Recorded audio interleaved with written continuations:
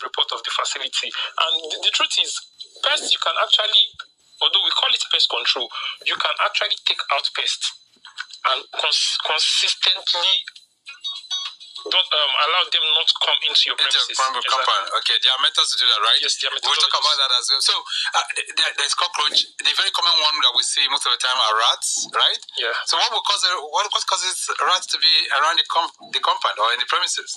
Some of the things that can actually bring rats around the premises is, as I said earlier, everything just boils down to poor sanitation and poor handling of pests.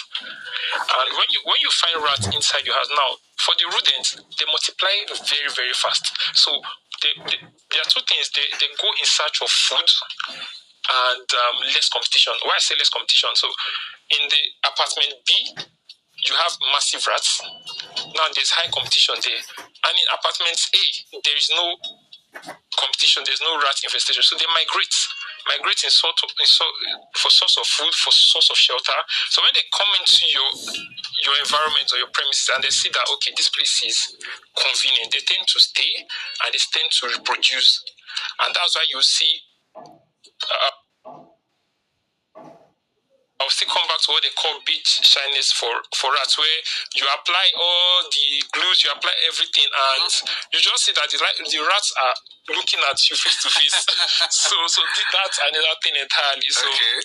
So those are poor sanitation habits as well. Exactly. All right. And the same not using the certified pest controller. Right.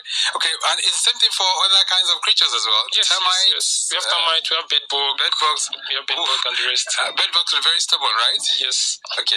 All right, we'll talk about that as well. But how often should one be thinking of, sanitizing or perhaps fumigating the house? How often should that be done? Okay, what we always advise is, because we have different methods, we have the cultural method, we have the biological method, we have the physical method, pest control, we even have the genetic method, which has to do with the GMOs and the SIT, that's sterile insect techniques. So those are, but the most important thing is when you have, we use IPM, which is integrated pest control, right, which is a combination of all. Yeah, but what I'm asking, how often should we do that? We can do that regularly. You can do that monthly. You can do that quarterly. I would have thought once in 6 months. I think it depends on the pest issue. Now, when you have infestation, there are places where you have infestation, you have to fumigate weekly. Okay. And fumigating or doing pest control weekly doesn't mean that you need to use chemicals like every week. So the idea of of IPM is the reduction of the use of chemical method, because we have other method. Okay. Exactly. So let's talk about those methods now, really, because our listeners would like to know what are some common pest control methods that are used today, and what are their environmental impacts? Okay, I will still bring it down to IPM. So as we have the biological method, we have the physical method, we have the method where you use something like you have infestation of rats and you want to use cats to a vector predator method to take them out. Then you have the genetic, which is the GMO and the SIT.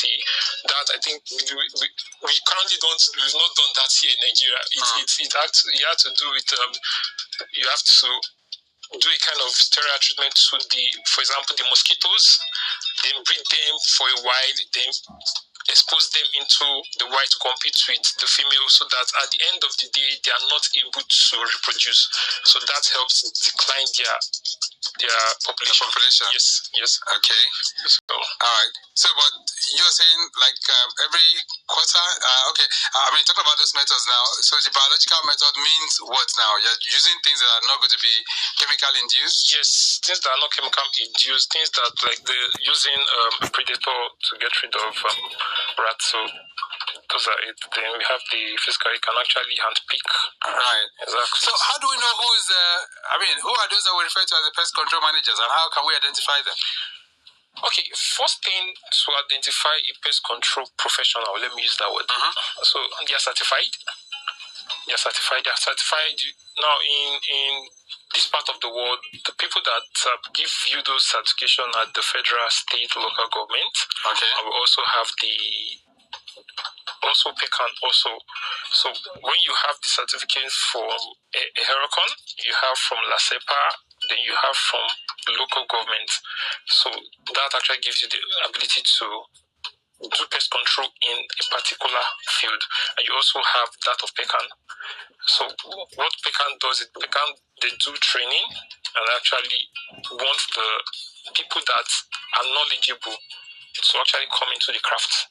Okay. Exactly. So. All right. The Lagos Traffic Radio 96.1 FM, the earlier reported impediment within the Papa end has been moved out of the road, so it's much better now if you're heading towards that's national towards First Gate. All right. Take note of that. Inwards Papa this morning we had an impediment there, but that has been moved off. All right. We're still waiting for updates. I will tell and others keep us updates. I will give us updates from the Lagos Ibadan Expressway corridor, Beja inwards the Long Bridge.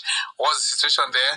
Motorists, letting us know that it is pretty slow within that corridor. So we'd love to have some updates within that particular end. And other areas too.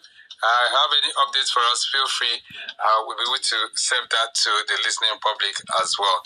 All right. So this year, we're trying to say we want to go green. We want things to be greener than it is.